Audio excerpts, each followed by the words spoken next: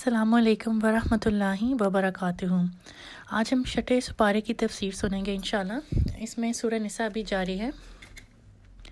अल्लाह ताला हर किस्म की बुराई से नफ़रत करता है, चाहे वो इंसान की सोच में हो, उसके बोलने में हो या उसके अमाल में से हो। लेकिन मज़लूम के ऊपर होने वाले जुल्म बता सकता है और हक़ की बात करने की इजाज़त दी गई है। अल्लाह ताला को बुरी बातें बयान करना पसंद नहीं। हम अगर आजकल अपने आप का जायज़ा लें तो हमें मोबाइल पर हर अच्छे बुरे मैसेजेस आते रहते हैं। कुछ ऐसे मैसेजेस भी होते हैं जिनमें बेहयाई होती है, तो हमें इस चीज़ का बहुत ख़याल रखना चाहिए कि ऐसे मैसेजेस आगे दूसरों को बिल्कुल सेंड ना किए जाएं। अल्लाह ताला हम सबको हिदायत दें। अगर हम चाहते हैं कि अल्लाह हमें माफ़ कर दे तो हमारे अंदर भी दूसरों को माफ़ करने की सलाहियत होनी चाहिए। दूसरों को माफ़ करना सीखो, वरना अल्लाह भी हमें माफ़ नहीं करेगा। क्या हम में से कोई भी ऐसा शख्स है जिसने कभी कोई गलती ना की हो या कभी किसी दूसरे की बुराई ना की हो? बल्कि ऐसा होता है कि जब दो लोग आपस में बैठे हों तो वो किसी तीसरे की बात शुरू कर देते हैं और फिर इस तरह उसकी गीबत करने लगते हैं। ये एक बहुत बड़ा गुनाह है और हमें इससे बचना चाहिए और अल्लाह से हर वक्त माफ़ी मांगते रहना चाहिए।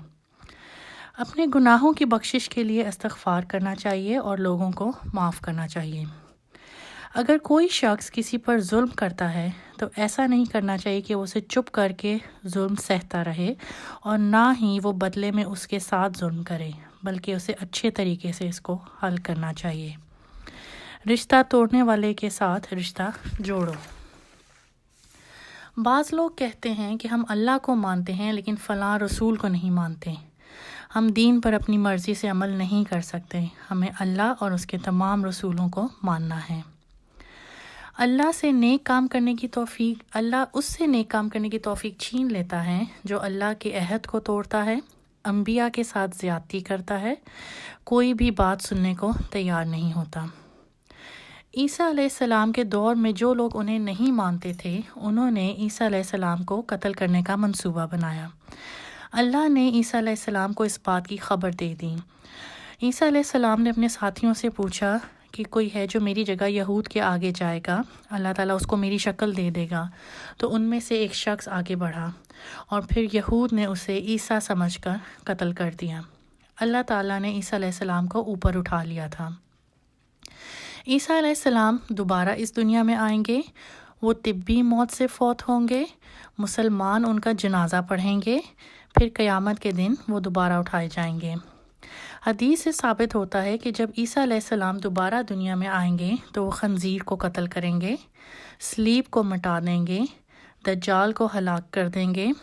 याजूज माजूज भी उनके दौर में आएंगे। पूरी दुनिया में इस्लाम फैल जाएगा, माल अता किया जाएगा और कोई भी सदका लेने वाला ना होगा। मतलब हर कोई माली हालात से बहुत अच्छा होगा कि किसी को भी सदका की ज़रूरत नहीं होगी। हज़रत ईसा अलैहिस्सलाम दरमियाना कद के होंगे, उनका रंग सुर्ख व सफ़ेद होगा, वो हल्के ज़र्द लिबास में होंगे और ऐसा महसूस होगा जैसे उनके सर से पानी टपक रहा हो, हालांकि नमी नहीं होगी। इंसान के गुनाहों की सज़ा उसे दुनिया में इस तरह मिलती है कि उससे नेमत छीन ली जाती है। हमें चाहिए कि हम नमाज पढ़कर अल्लाह से हर वक्त तौबा करें, बेशक वो माफ़ करने वाला है। नेक शख्स वो होता है जिसे अल्लाह इल्म दे, लेकिन वो ख़ुद को दूसरों से बड़ा ना समझे और ना ही किसी को हकीर समझे, बल्कि सिर्फ़ आजिज़ी इख्तियार करे। अल्लाह के बारे में हमेशा सच बात कहनी चाहिए। ऐसा कह देना कि ये बात कुरान में लिखी है जबकि वो बात कुरान में ना लिखी हो तो ये झूठ है और ये अल्लाह को पसंद नहीं। यहूद ने ईसा अलैहिस्सलाम और मोहम्मद सल्लल्लाहु अलैहि वसल्लम को नबी नहीं माना और ईसाइयों ने ईसा अलैहिस्सलाम को अल्लाह का बेटा बना दिया। ईसा अलैहिस्सलाम सिर्फ़ और सिर्फ अल्लाह के नबी हैं। हमें अल्लाह की इबादत करने और नमाज़ पढ़ने में शर्म महसूस नहीं करनी चाहिए, चाहे हम जिन मर्ज़ी लोगों के दरमियान ही क्यों ना बैठे हों। अल्लाह ने हमें कुरान और नबी सल्लल्लाहु अलैहि वसल्लम की सुन्नत और हदीस दी हैं, लेकिन अगर फिर भी हम इन दोनों चीज़ों से महरूम हैं तो ये हम अपनी जानों पर जुल्म कर रहे हैं। इसकी मिसाल इसी तरह है कि अगर हमारे आगे खाना पड़ा है और हम भूखे हैं लेकिन फिर भी हम उस खाने को खा नहीं रहे। اگر کوئی شخص مر جائے اور پیچھے سے مال چھوڑ جائے لیکن اس کے کوئی وارث نہ ہو، اس کے وارث مطلب اس کے والدین یا اس کی کوئی اولاد نہ ہو، تو پھر ایسی صورت میں اس کے مال پر اس کے بہن بھائی کا حق ہے۔ یہاں پہ ہماری سورہ نساء مکمل ہوئی۔ اب سورہ المائدہ۔ اللہ نے ہمیں وعدوں کی پابندی کا حکم دیا ہے۔ حدیث میں آتا ہے کہ جو قوم عہد یعنی وعدے توڑتی ہے اس میں قتل و غارت پھیل جاتا ہے۔ جو قوم وعدے توڑتی ہے اس پر دشمن کو مسلط کر دیا جاتا ہے۔ معاہدہ وہ ہوتا ہے جو دو قوموں کے درمیان ہو، دو مسلمانوں کے درمیان ہو یا ایک مسلم اور نان مسلم کے درمیان ہو، اور معاہدے کو پورا کرنا لازمی ہے۔ دشمن کے ساتھ زیادتی کرنے سے منع کیا گیا ہے۔ جب مسلمانوں کو اہل مکہ میں فتح حاصل ہوئی تھی اور وہ طاقتور بن گئے تھے تو اگر وہ چاہتے تو اہل مکہ سے بدلہ لے سکتے تھے، لیکن انہیں ایسا کرنے سے منع کیا گیا۔ نیکی کے کاموں میں ایک دوسرے کی مدد کرنی چاہیے۔ صدقہ ہر مسلمان پر واجب ہے۔ لوگوں نے نبی صلی اللہ علیہ وآلہ وسلم سے پوچھا کہ اگر کوئی صدقہ نہ نکال سکے تو وہ کیا کریں؟ اس پر نبی صلی اللہ علیہ وآلہ وسلم نے فرمایا کہ وہ اپنے ہاتھ سے کچھ کمائے اور صدقہ نکالیں۔ لوگوں نے فرمایا اگر وہ شخص بوڑھا، کمزور یا بیمار ہو تو پھر کیا کرے؟ نبی صلی اللہ علیہ وآلہ وسلم نے فرمایا کہ پھر وہ کسی پریشان حال کی مدد کرے، یعنی اسی کا دل بہلا دے۔ لوگوں نے پوچھا اگر وہ ایسا بھی نہ کر سکے تو کیا کریں؟ تو نبی صلی اللہ علیہ وآلہ وسلم نے فرمایا کہ وہ بری باتوں سے رکا کرے۔ نبی صلی اللہ علیہ وآلہ وسلم نے فرمایا کہ کوئی شخص کسی کے لیے غلط مقدمہ نہ لڑے، تو ہمیں لہٰذا یہ پروفیشن بہت سوچ سمجھ کر چوز کرنا چاہیے، کیونکہ اگر ہم کسی کا غلط مقدمہ جیسے کسی ناجائز کام کا مقدمہ لڑ رہے ہیں تو اس پہ ہم پہ گناہ ہوگا، جیسے کسی چوری کا، قتل کا، تو اس پہ ہم پہ گناہ ہے۔ دوسروں کی مدد کرنے میں پہل کرو، جیسے کہ اگر کوئی میز اٹھا رہا ہے تو آگے بڑھ کر اس کی مدد کرو، اس سے اللہ تعالیٰ اجر دے گا۔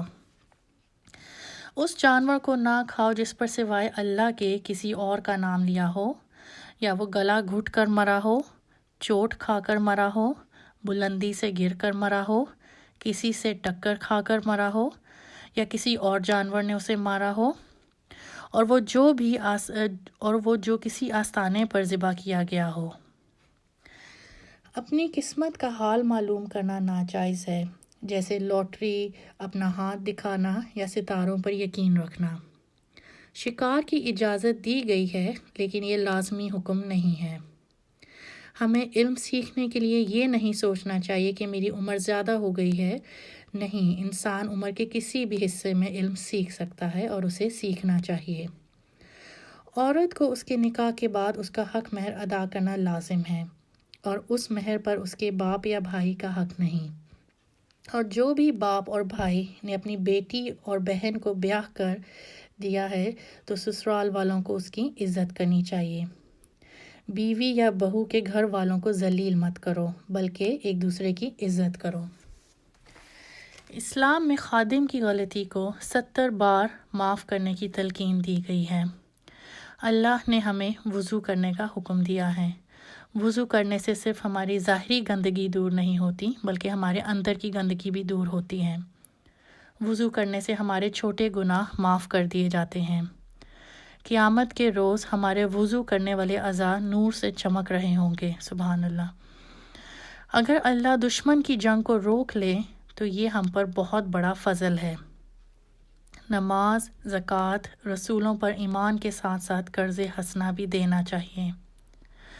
اگر ہمیں کوئی دھوکہ دے تو ہمیں آئندہ کے لیے محتاط رہنا چاہیے اور اس کو درگزر کر دینا چاہیے، کیونکہ بعض اوقات پوچھ گچھ سے معاملات بگڑ جاتے ہیں۔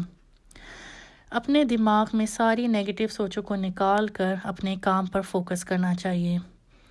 ہمیں دنیا میں گھر بنانے کی فکر نہیں کرنی چاہیے بلکہ آخرت کے گھر کی فکر کرنی چاہیے۔ لوگوں کو 2 طرح کے پچھتاوے ہوتے ہیں، ایک وہ کام جو انہیں کرنے تھے لیکن انہوں نے نہیں کیے، اور دوسرا وہ کام جو نہیں کرنے چاہیے تھے اور وہ کر لیے۔ جو وقت گزر گیا وہ گزر گیا، اب جو موجودہ وقت ہے اس کو استعمال کریں۔ تہجد کے وقت اللہ اپنے بندے کے بہت قریب ہوتا ہے۔ اللہ نے ہمارے لیے کچھ چیزیں حرام کی ہیں اور اس کے پیچھے کچھ وجوہات ہیں۔ مثلاً زنا حرام کیا ہے، اسے کسب نفس کی حفاظت ہے۔ قتل حرام کیا ہے، اس سے جان کی حفاظت ہے۔ شراب حرام کی ہے، اس سے عقل کی حفاظت ہے۔ چوری حرام کی ہے، اس سے مال کی حفاظت ہے۔ کسی پر الزام لگانے کی سزا رکھی ہے، اس سے عزت کی حفاظت ہے۔ حرام کھانے والے پر جنت حرام ہے۔ اگر اللہ چاہتا تو وہ سب کو مسلمان بنا دیتا، لیکن اس نے انسان کو آزادی دی ہے اور کہا ہے کہ وہ اپنی عقل استعمال کرے۔ اہل کتاب سے شادی کی اجازت ہے۔ اللہ اس کو بھی مال دیتا ہے جس سے وہ محبت کرتا ہے، اور اس کو بھی دیتا ہے جس سے وہ محبت نہیں کرتا، لیکن ایمان اللہ صرف اسی کو دیتا ہے جس سے وہ محبت کرتا ہے۔ ایسے لوگوں سے دوستی نہ کرو جو دین کا مذاق اڑائیں۔ ہم بعض اوقات اپنے باپ دادا کی رسموں کو اپنا دین بنا لیتے ہیں اور یہ ایک جہالت ہے۔ اذان کو خاموشی سے سننا چاہیے اور اس کے بعد دعا پڑھنی چاہیے، اور نبی صلی اللہ علیہ وآلہ وسلم پر درود بھیجنا چاہیے۔ تکلیف دہ بات سن کر صبر کرنے والا اللہ کے قریب ہوتا ہے۔ علم کی وجہ سے رزق ملتا ہے۔ عورت کی خوبصورتی اس کے جسم کو چھپانے میں ہے، نہ کہ ظاہر کرنے میں۔ ایمان والوں کے لیے سب سے زیادہ دشمن یہود ہوں گے اور ان کے سب سے قریب نصارہ۔ اللہ تعالی ہمیں دین کا علم سکھائے اور تکبر سے بچائے، آمین۔ ہمارا آج کا سپارہ مکمل ہوا، الحمدللہ، جزاک اللہ خیر۔